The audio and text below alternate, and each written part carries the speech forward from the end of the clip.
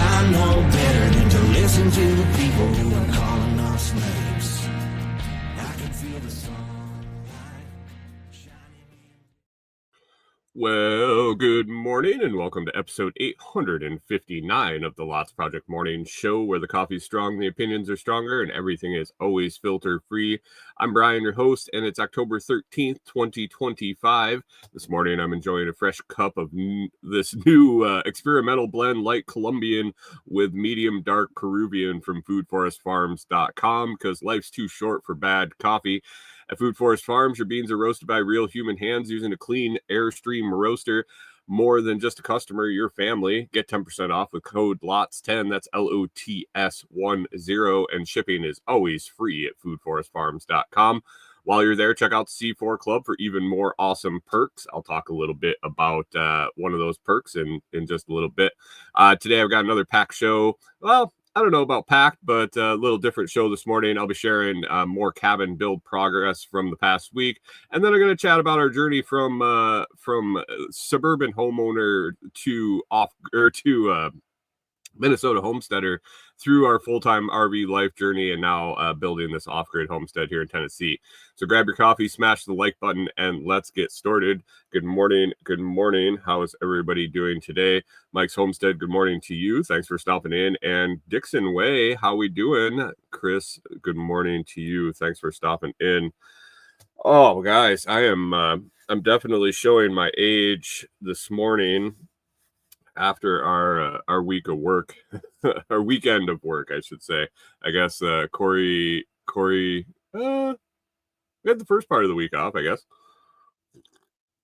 But yeah, we were laying some subflooring all weekend, and big fat old guy on his knees shoving around sheets of flooring and screwing them in and all the such was it's pretty rough on the body.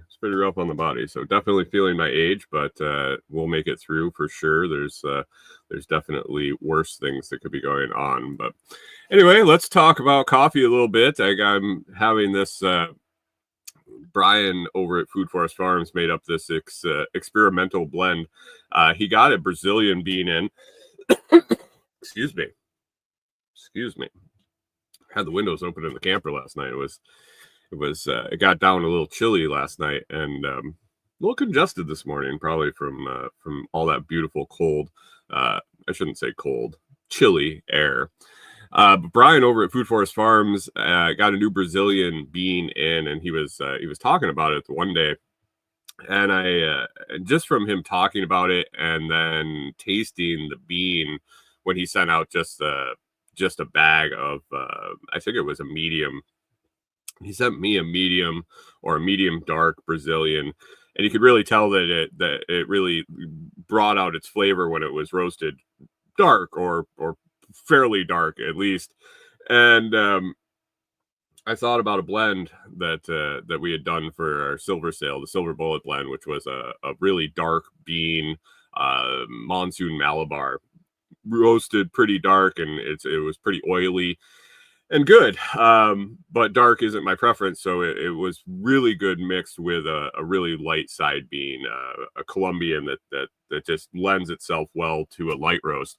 And so I asked him to throw together a light Colombian and this dark Brazilian and send it out for my C4 for the month. Well, he agreed, but in the midst of roasting and being busy and just going back to old habits, he usually uses a medium dark Peruvian to blend the lighter roasts with, and he did that. So he ended up sending a light Colombian mixed with a medium dark Peruvian, and man, it turned out well. I've been drinking it now. I think this is 2 weeks. I think I went through the first pound and went right in because he sent 2 pounds for the month, and I usually kind of rotate through the different blends that I get for the C4 Club, and I think I went back to back on this light Colombian and medium dark Peruvian. But anyway, that's one of the perks of the C4 Club, and another one is this month we'll be getting Brian's Survivor blend. I believe it will be one of the bags that comes out. But Brian had a little accident and has definitely survived and is actually thriving in his recovery. Decided to make up a blend, and he was talking about it over in the Telegram group, or his Telegram group, and it sounds fantastic. So excited to get that and give it a try.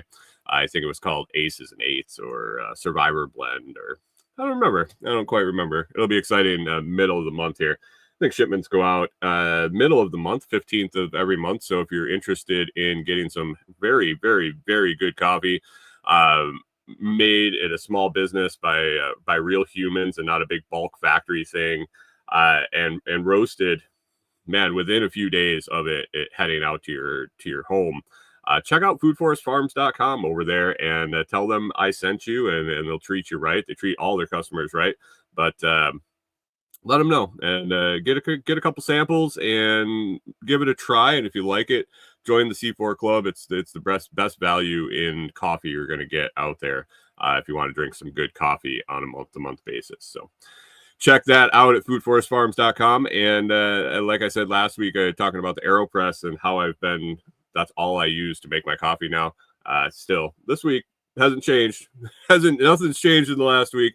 Still using the AeroPress, and you can find out more about that and a link to Food Forest Farms and AeroPress and tons of other stuff over at thelotsproject.com. You can check out the product review page, blog posts on all the show episodes, all sorts of stuff over at thelotsproject.com.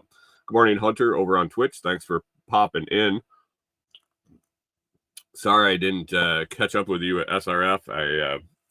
We ended up deciding that the cabin build took priority over 2 days up at the festival, and had to skip it this year. So I apologize for that.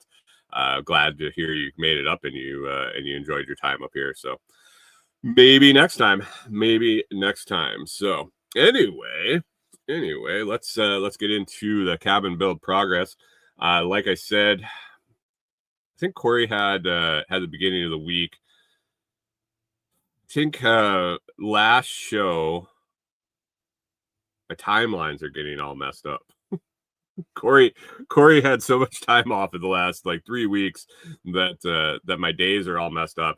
For a week or so I didn't even know what day it was because she was home, and it was in the middle of the week, and then we were Hunter says he gets it, but he was all alone. Well, I mean, would I have been that much company if I was the only one? If you're all alone and that was me, am I your only friend, Hunter? She was off. We were going grocery shopping in the middle of the week. We were doing all sorts of weird stuff. I'll be right back, guys. I got to take care of something real quick, and I will be back with you in a second.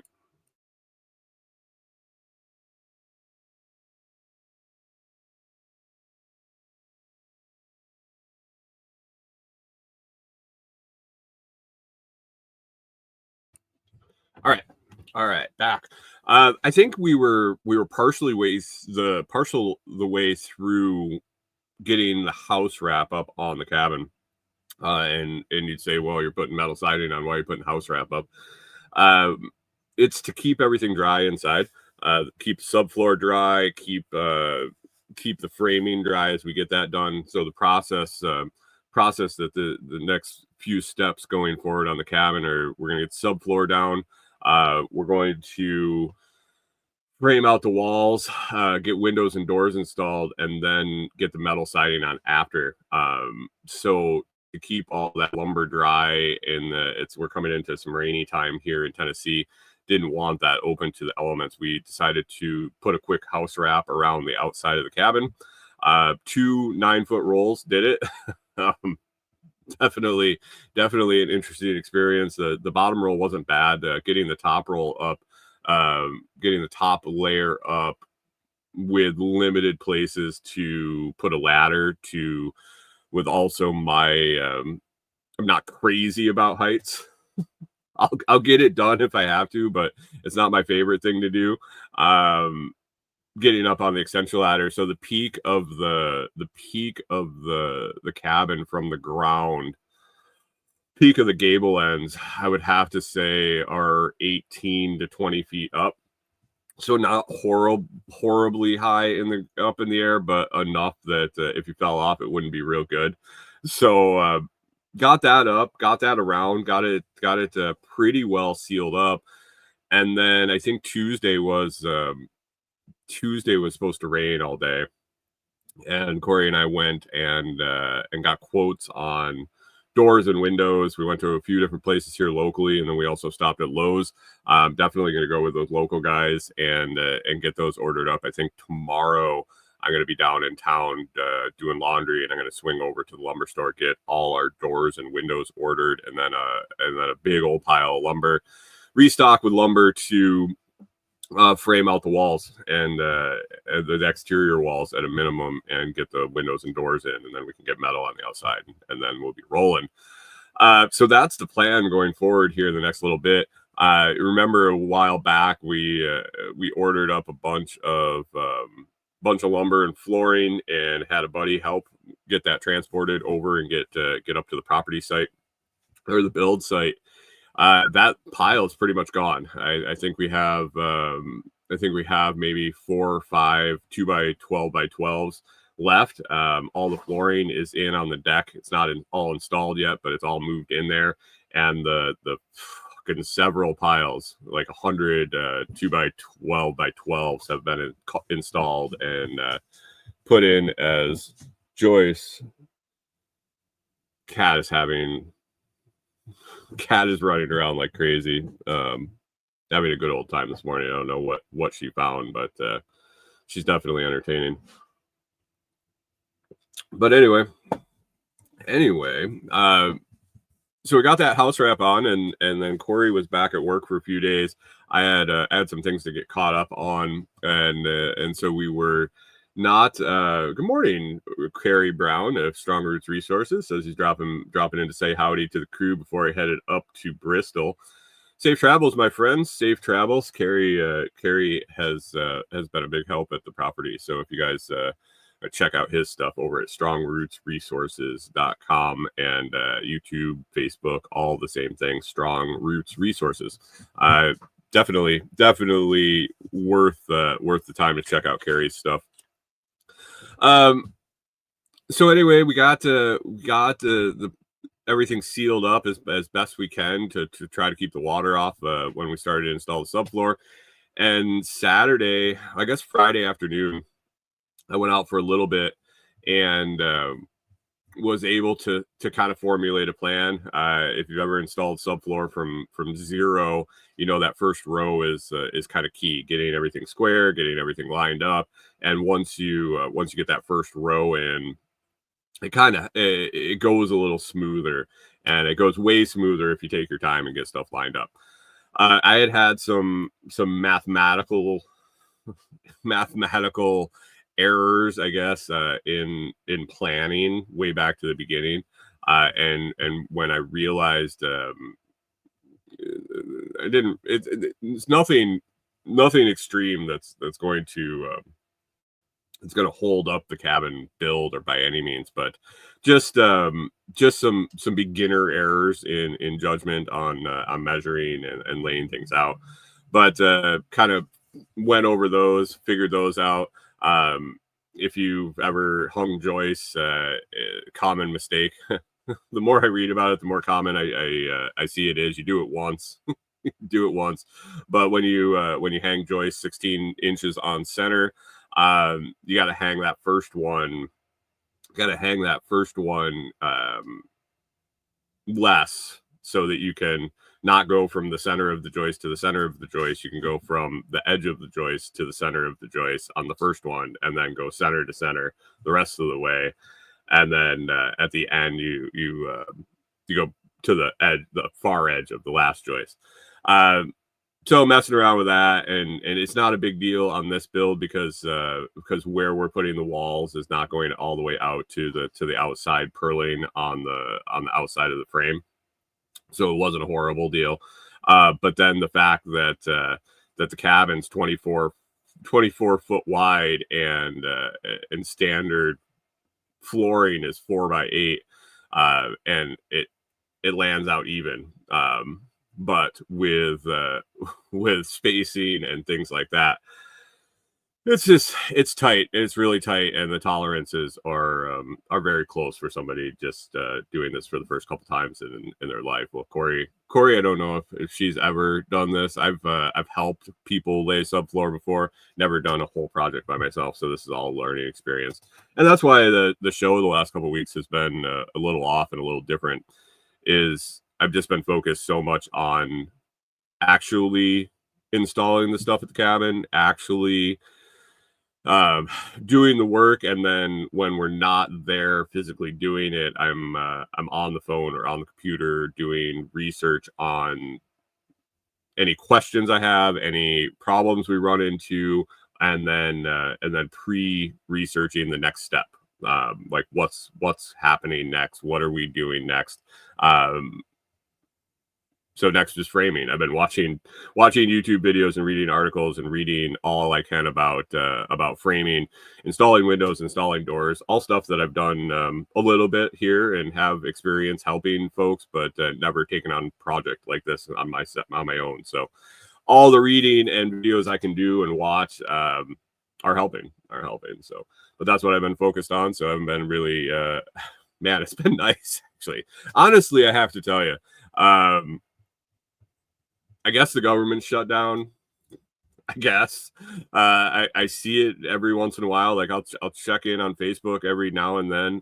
I see a post about it here and there. A couple other things that I've seen posts here and there about the.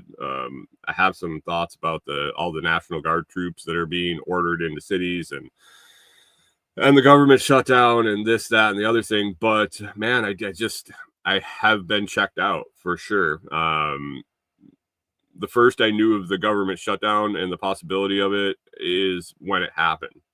So the day that it happened, I was like, wait, what? Something?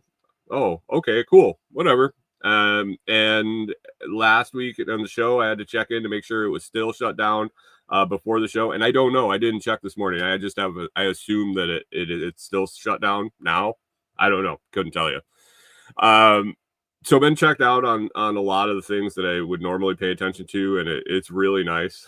It's really nice, and it hasn't affected me at all, really. At least not that I know of. Maybe in some weird way, some convoluted 3 steps away or 8 degrees of separation or whatever. Maybe it's affecting me, but I really don't. I don't know.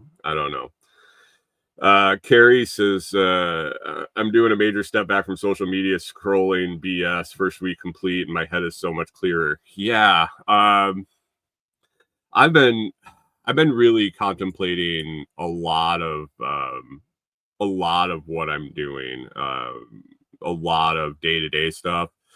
The last few weeks have been weird. I told you guys that Corey has taken quite a bit of time off in the last few weeks to help with the cabin build, and her parents came to town, and things have been different than my normal day to day, and going days without turning on a computer, hey, sorry guys, can you behave yourself? Are you just trying to cause trouble? Sorry guys, had to take care of this little monster that's getting into stuff. If you're on the video, Dolly wants to say hi. Say hello.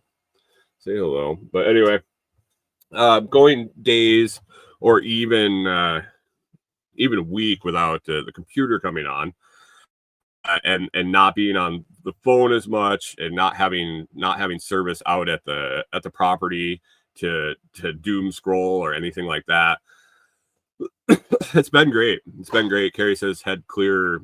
I don't know if my head is necessarily clearer, more focused, yeah, and really realizing what matters. So I've been kind of evaluating how my stuff's going to go, and Corey and I have started a discussion a little bit. I've been thinking about it quite a bit, about what it looks like once we get to the property, what we want to focus on. And that's kind of why I wanted to talk about our progress or our journey today, after I give a little bit more of an update on the cabin. But thinking about where we started, where we've kind of traveled through, and the purposes for that has been on my mind a lot. So anyway, cabin subfloor went in this weekend. There's the update. Not all of it, a lot of it. We got to four 36-foot rows in. So like 4.5 sheets in each row, depending on how you cut them out and how they get laid out. But four 36 feet rows. What that is basically the main open floor of the cabin, and it's going to be a U-shaped. I think I've described it on the show before, but basically it's a 36 by 24 footprint, and in the middle of the one side we have a 8-foot deep by 16-foot wide undercover, but it will be outside. It'll only be enclosed to like a U shape. So we got the main body of the room, got the subfloor down, and then we still got the short pieces. So all the full length rows are done, and now I got to mess around with doing some blocking, getting some shorter pieces in, doing a lot of cuts and layout. So I have to come up with a new plan for that, and then we'll knock that out pretty quick. But anyway, that's where we're at now. Corey's back to work full week this week. So my job out there, I think during the week, will be to formulate that plan, to maybe start working on getting some bracing and blocking in for the edges of these smaller pieces, get a cut plan together, and then next weekend, hopefully we'll be able to knock it out. It's supposed to rain pretty significantly, I think, over the next weekend, and road still isn't quite fixed yet. Equipment is on site, but might be tore up and might be too slick to get in and out. I don't know. We're kind of playing it by ear with somebody else doing the work. So we'll see how it goes. But that's the next step, is to finish up that flooring, and this week I'll get the windows and doors and framing lumber on order to get delivered out to the site. So excited about that. We do have the windows and doors picked out, what we want to do, and should be good. It should be good. Anyway, with that, I kind of wanted to talk today. It's been a while since I talked about what our path has kind of been, Corey and I, and how we got to living in an RV in Tennessee, building this off-grid homestead, and why this is even on our roadmap. And I guess the beginning really is Corey and I were living in a suburban house just outside of Minneapolis. This kind of first ring suburb, pretty close to the city, and by the city I mean not the nicest part of the city. Was kind of between us and downtown, and as we were living there, we were kind of looking around. The neighborhood really wasn't going the way we wanted. When we moved in, it was a lot of original homeowners in that area, and they were kind of dying. They were older, and as they were dying, it seemed like more rentals were coming in than single family homes, and just some stuff about the area and the way it was going. We really didn't like what was going on, and so we wanted to get the hell out of there. This was back in, would have been like 2013, I think, when we started looking around, because we bought our farm in the end of 2015. This was when like Doomsday Preppers was popular. Watched it. Wasn't like a super prepper. Wasn't that kind of deal. We did start storing some food and some ready-made meals, and became aware of the fact that, shit could go sideways at any time, little, big, or in between. And we just kind of started thinking about being prepared. Decided that we wanted to get out of the city, get away from the city, didn't want neighbors and all that jazz. And so we started looking for a farm, a little farm. We wanted to buy some acreage. whether it be in the woods or an established farm or a past farm, and do some stuff to A, get away from population, B, try to take care of ourselves and possibly make an income out of it.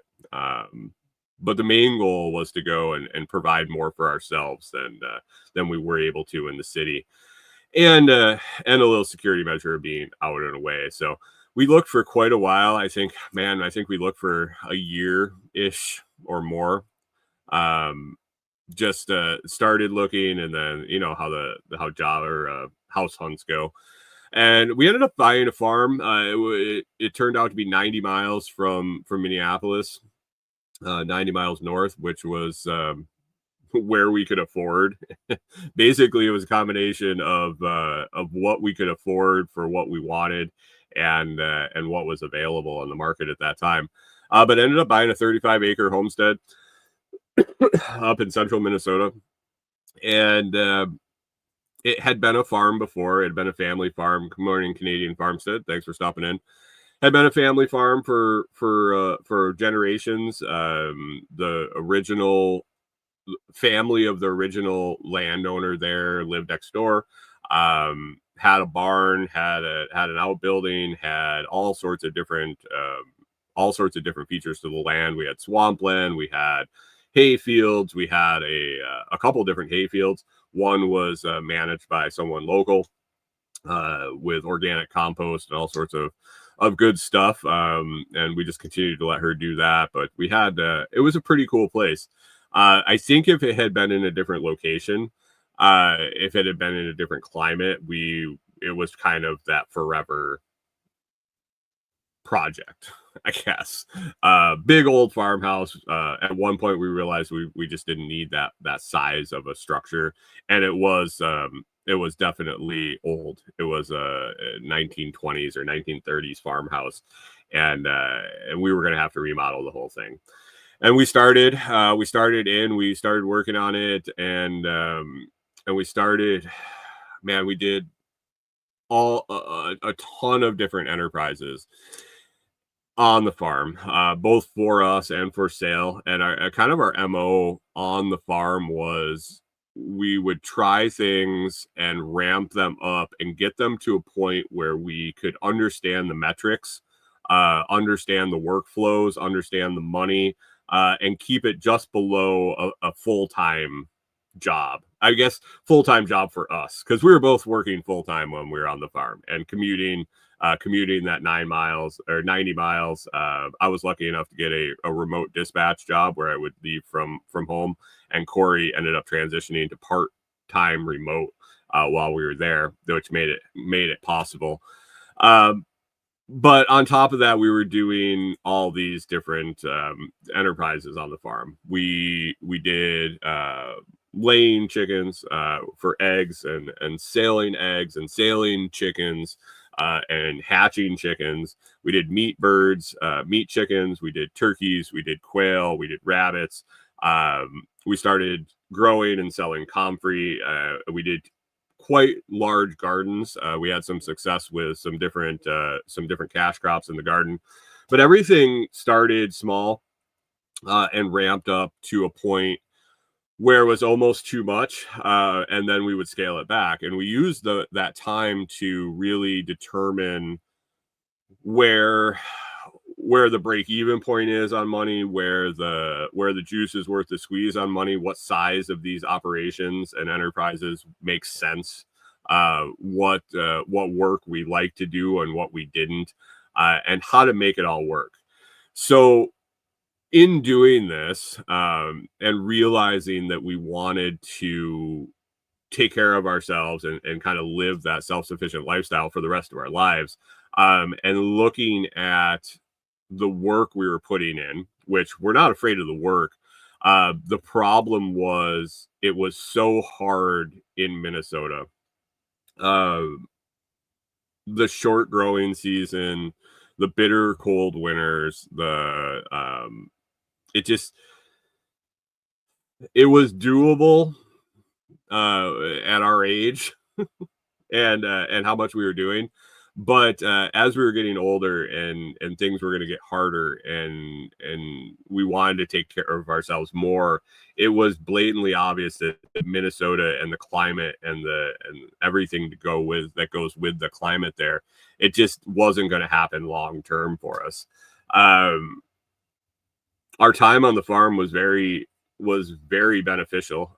We learned a shit ton about animal husbandry. We learned about growing things. We learned how to succeed and how to fail, and understood that we were going to fail. We learned a lot of lessons with animal loss and the fact that it's going to happen. You're going to make mistakes, and animals are going to lose their lives.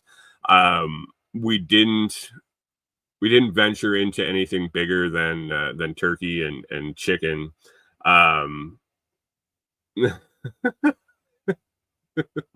Canadian Farmstead said, "Yeah, it would be stupid to try to set up a farm in that kind of climate." I mean, if you want to do it, more power to you. I saw the writing on the wall that a 3-month growing season and trying to grow enough food for Corey and I and preserve it and have it throughout the winter just wasn't something I wanted to do.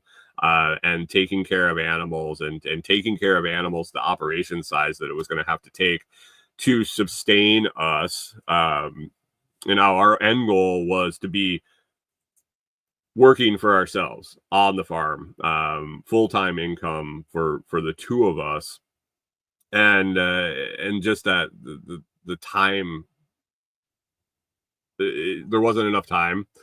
There wasn't enough time to grow the stuff you needed to grow, and then in the winter, everything was just harder.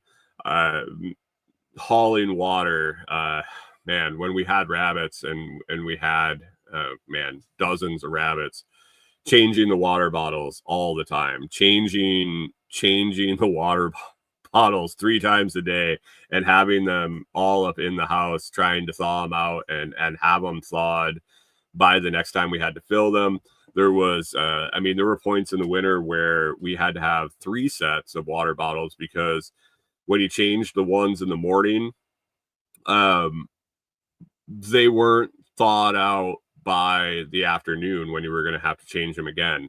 They wouldn't thaw out quick enough in the house, and with the furnace on and everything in the house, they still wouldn't thaw out. So we needed a 3rd set of bottles to have a rotation where they would thaw out in time for the next morning. Things like you take the water bottles down to the barn, and by the time you go to put the water bottle on the rabbit cage, the metal stem the ball was frozen in there, and you had to take your gloves off and warm it up in your hand to let it start feeding water. And you'd put the bottles on, and they'd just drink, and they would drink as much as they could, but as soon as they would stop drinking, within a few minutes, the ball was frozen again to the stem, and then they couldn't get water. So we were having to change water as often as we could to get them fresh water. People ask, well, why didn't you use heated water bowls? Because if they spilled the heated water bowl on them, they were dead. Basically, if they got wet in our climate and then just sat there, they were going to be froze. So didn't want to take that chance. Our rabbits weren't that smart, and definitely would knock over anything in there. So this was just the option we had with them. Chicken water, the rubber bowls, by the end of winter, we had like a mountain of frozen water bottle knockouts. So we'd go down, we'd throw the rubber bowls out and smash them on the ground until the big ice cube would pop out. And they just would accumulate all winter because there was no thawing them out. Chicken water, I tried experiments with keeping it flowing, heating the water, having a circulated system. It worked. I designed it really well. If overnight temps hadn't gotten below maybe I think it was -10, and then I think when the water hit negative, or the weather hit -10 and then came up, didn't get above 10 degrees during the day, it ended up freezing up my water system, my heated water system. So it wasn't it worked well until it didn't, and then once it didn't, it went sideways pretty quick. So we just realized that this is stuff we didn't want to deal with. We loved the lifestyle. We loved raising the animals. We loved making the products and growing the plants and things like that. And it was a really tough decision to move on from that. I think we knew that it was a temporary move away from it. But we needed to find someplace else. At one point, Corey and I basically both looked at each other, and we had both been thinking it. It was one of those moments where you say, "Hey, got something to chew over with you," and we had both been thinking about the same thing, that it was kind of time to find someplace else to do this. We really didn't know where we wanted to go. We hadn't, neither of us had been a whole lot of places in our life. I had traveled up and down the East Coast as a kid, done some of that. We had been to the not Midwest, to the West, like to Colorado a few times on vacation. California wasn't on the list of options, but I'd been there. And we just decided we were going to move to Idaho. I don't know. We looked at climates we wanted to live in. What USDA growing zone, I think, is kind of what we landed on to kind of determine where we wanted to go. And we found the nice banana belt there in Idaho, along the mountains, and we were trying to target that zone 6, zone 7 area. Nice in the winter and not too horribly hot in the summer. And we didn't know why. We wanted to go to Idaho. We were just going to go buy a raw piece of property and start from there. With this plan, we realized that we needed to have some place to stay when we got there, that we weren't just going to show up and live in a tent and build a cabin and go that route. So we looked into options for what we could do and decided that we were going to retrofit an RV, that we're going to be able to drive to whatever property we bought and set up and boondock and have a kind of an off-grid RV and start building. And that was the plan. And we we're going to go to Idaho. Why, we weren't sure. Through some of the planning with building the RV, planning the RV, building the RV, we realized that we had this kind of mobile off-grid living option that we could travel around. It was on wheels. We were going to pack everything we owned into our RV and our truck anyway, and we weren't sure why we were going to Idaho. And so we decided that why don't we go travel for a little bit? We'll sell the farm. We'll move into the RV. We'll travel for a little bit. We'll find some place that we want to do it. And maybe go there and sit down, stay for a little while, stay for a few seasons, and see if we like it. Experience the local area, experience the weather all the time, experience the things that you don't realize when you go and move someplace blind. So Corey and I, that's what we decided to do. We had been on the farm for about 5 years when we made this decision. We had, like I said, we had ramped up a bunch of enterprises to almost full time and then scaled them back. Learned a lot. Actually, still doing some of the things that we started on the farm. Still selling Comfrey, selling the root cuttings at a minimum through a friend of ours that set up and has been fulfilling orders. Canadian Farmstead says, experience odd people who disappear. Yeah, I mean, there is that. We'll talk about that in a second, but we learned a ton. We learned a ton what we like to do on the farm and what we want to do going forward. And it really has helped us set a plan, a loose plan of how we want to proceed when we get our current cabin built. But anyway, back in Minnesota, we had been on the farm for about 5 years. We kept a small amount of things going, but we ended up in 2020 It was the fall of 2020. I can remember. I remember it was the fall of 2020 because I bought Corey. We purchased the RV on Corey's birthday, which is at the end of September, and we were battling mask mandates when we were looking for the RV.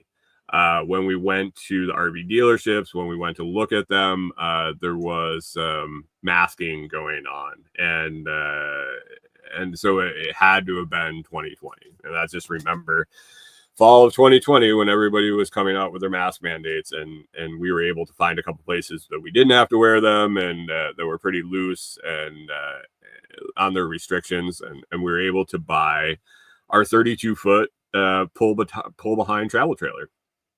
We didn't even have a truck to pull it.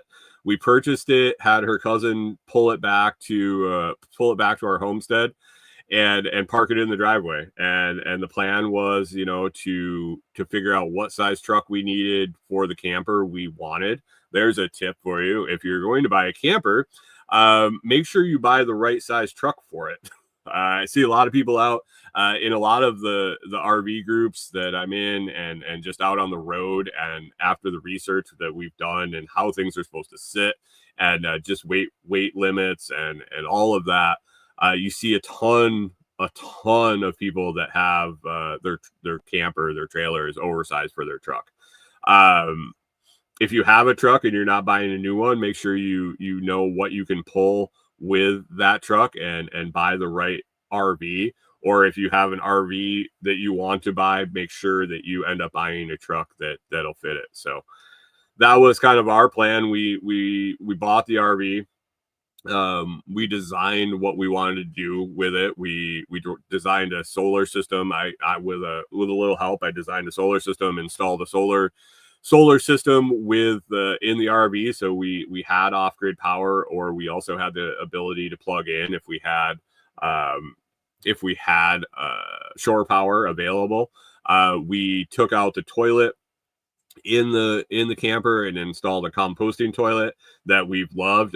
Went away from the gray water or the black water and all of that. Just went with a composting toilet. We've been using that now for so it was fall of 2020.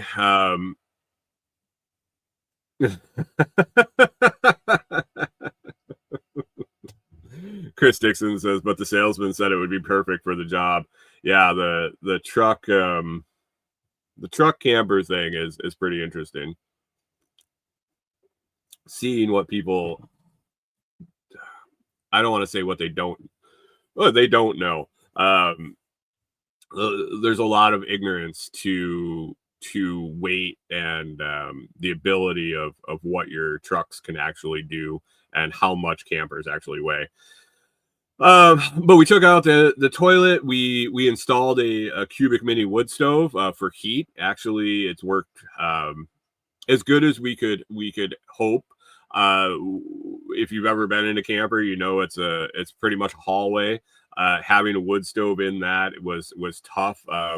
We had only a few different places we could mount it, and where it ended up mounting, it doesn't really serve the back room, the room behind it, all that well.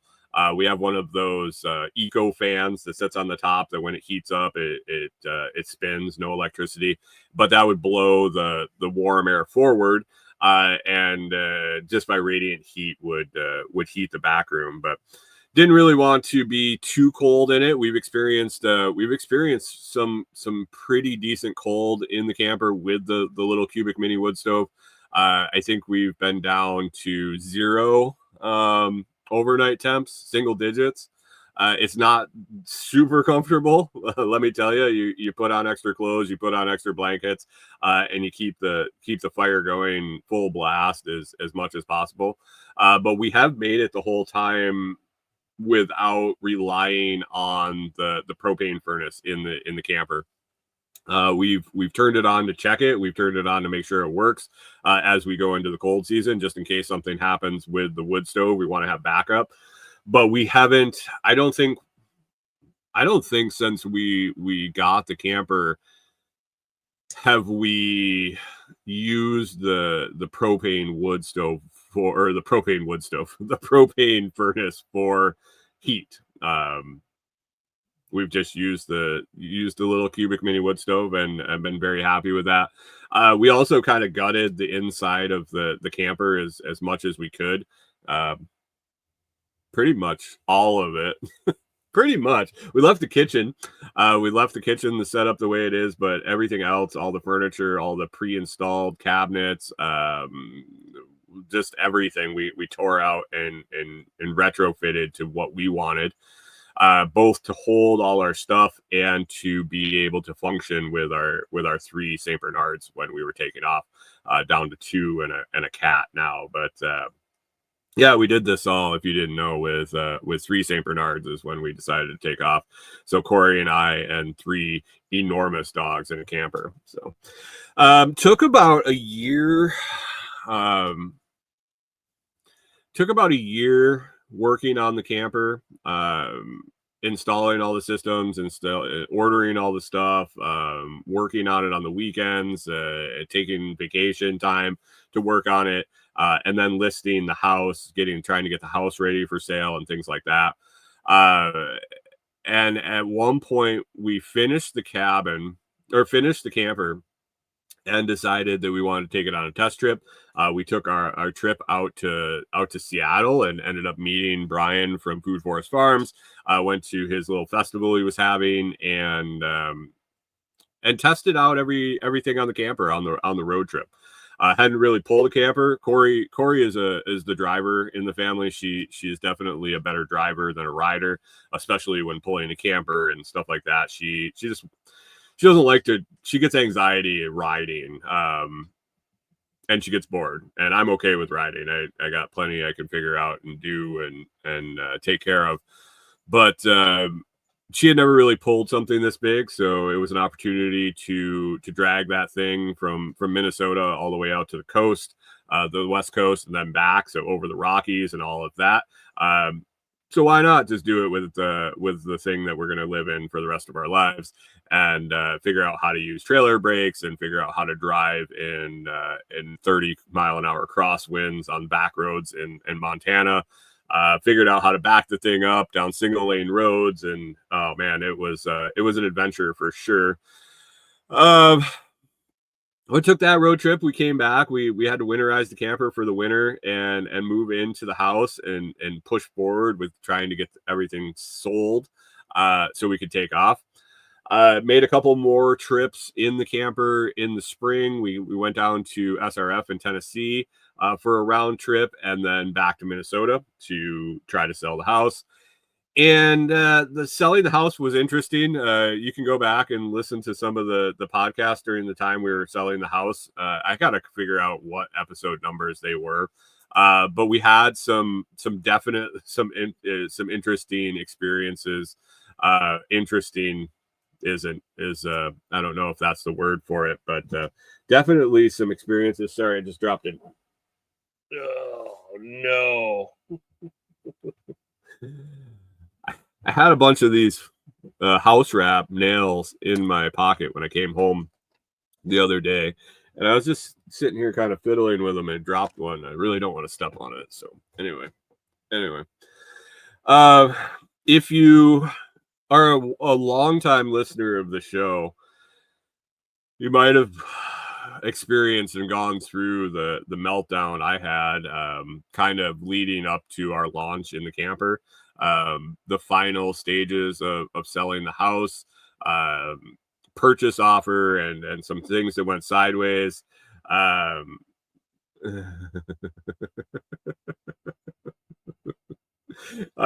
Things that went sideways. Job was coming to a head, and all sorts of fun stuff all at once. And I think I did it.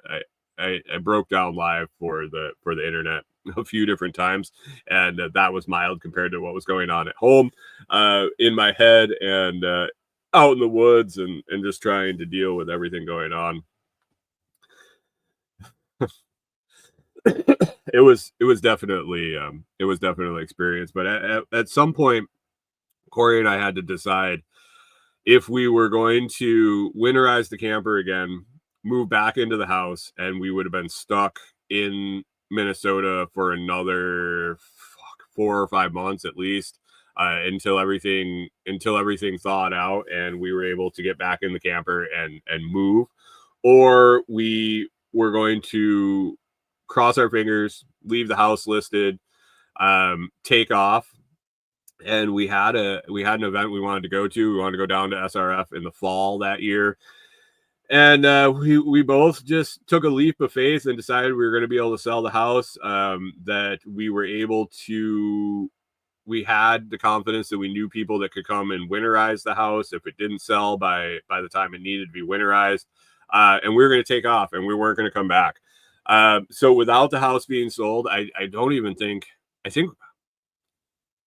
can't remember if we even had the second purchase offer in by the time we left, or if it came in after. But we took off. We decided to head down to SRF, and after we were done with SRF, we kind of hung out in Tennessee for a little while, and the adventure started from there. It didn't start out real well when we started. The day we were supposed to leave,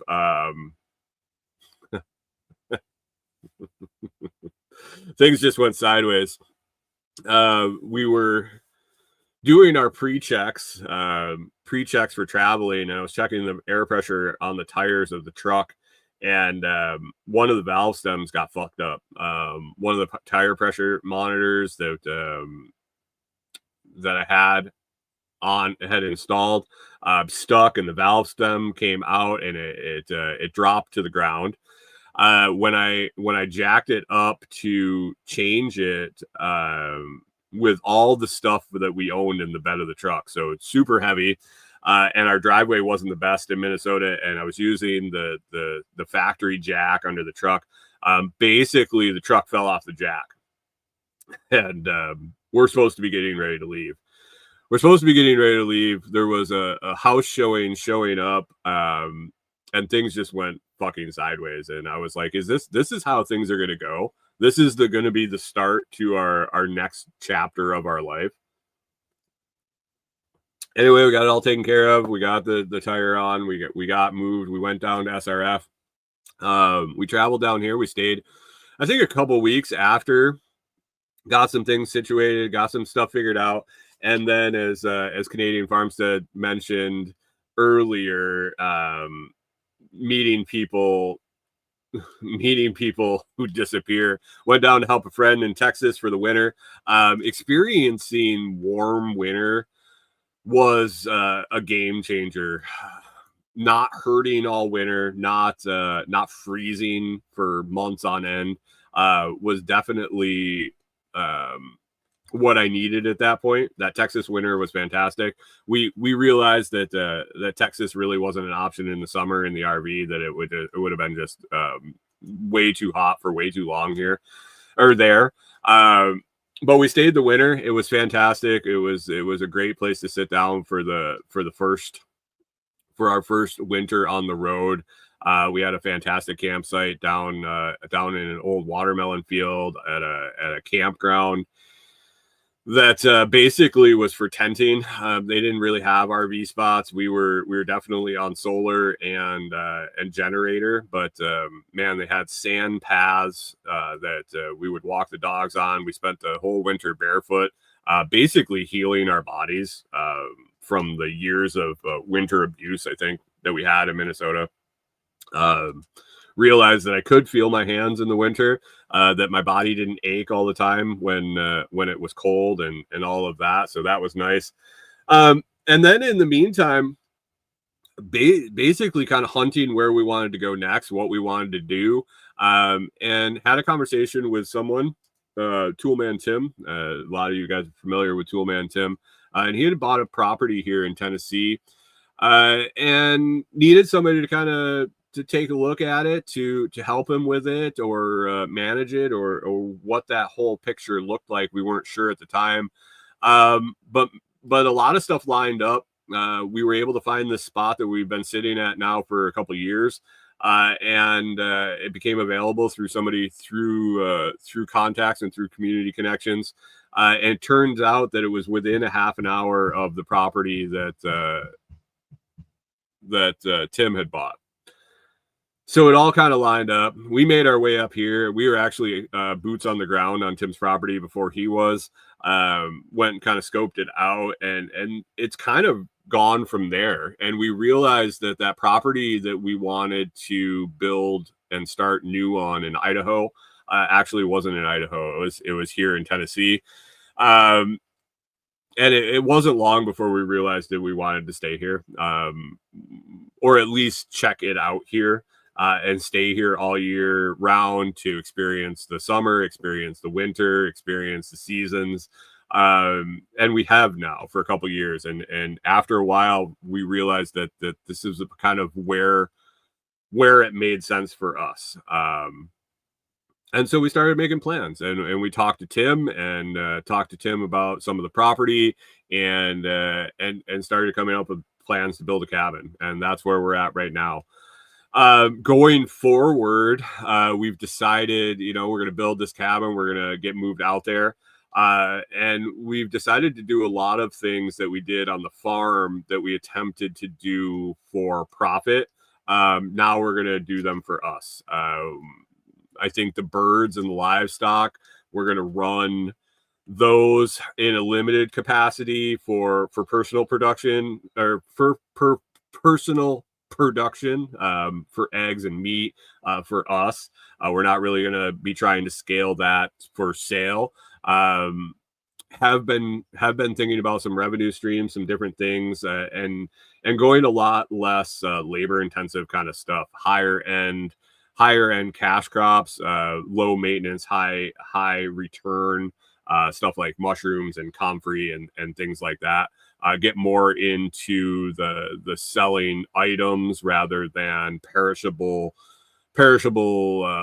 food and plants and things like that. So there's a lot of planning that's still going on, but we've started thinking about the future and how we want to sustain ourselves here and how to make it work. So we learned a lot, like I said, on the farm in Minnesota, and learned what we wanted to do and what we didn't want to do, and really kind of what worked for us and what didn't.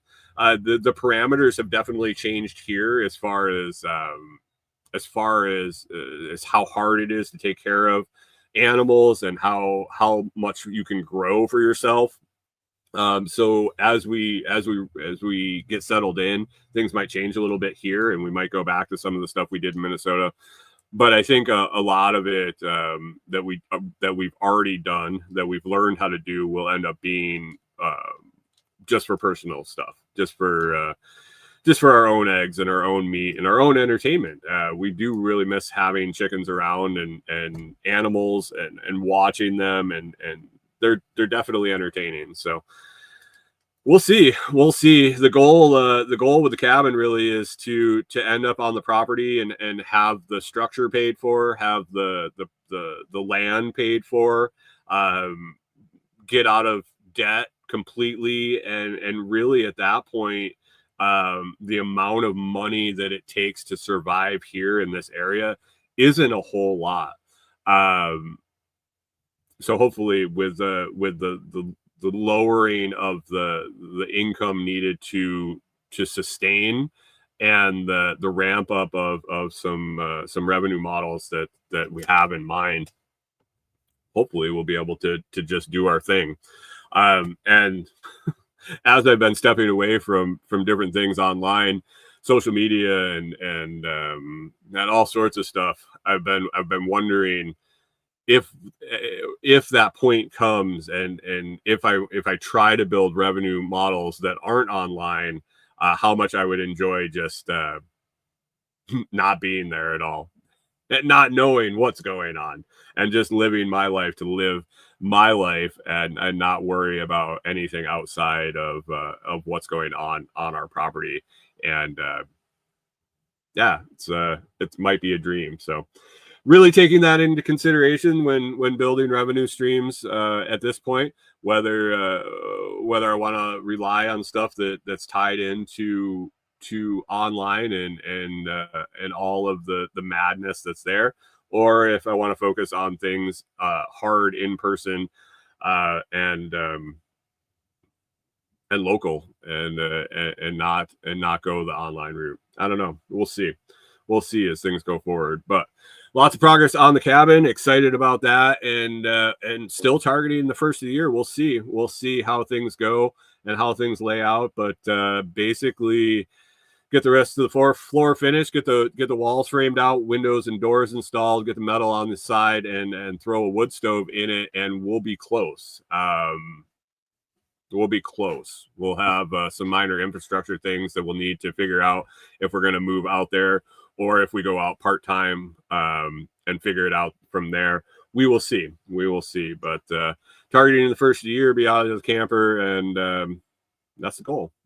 So anyway, we're up at an hour. If you enjoy the show, if you could head on over to comfreyroots.com and pick up some comfrey, or share it with somebody that could use some comfrey roots and grow their own beautiful medicinal and profitable plant, can get them started over at comfreyroots.com, or thelotsproject.com, the easy way. Go to there, and if you're going to be shopping on Amazon, you can click on the banner, the "Are you shopping on Amazon today" banner, which ends up getting you into our affiliate tracking, or head on over to the product review pages and check out any of those.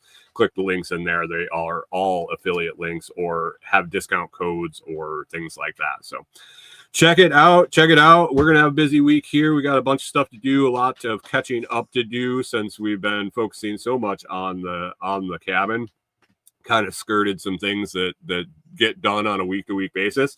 So we get caught up today, get those windows and doors ordered, and back at it this weekend. So if you want to catch up with us during the week in between shows, you can head over to the Telegram group at t.me/lotschat. That's t.me/LOTSCHAT, Lots Chat. And join us over there and join the conversation, and we will talk to you soon. Anyway, have a good week. I hope you get everything done that you want to, and exceed all your expectations. And we will circle back and talk to you next Monday.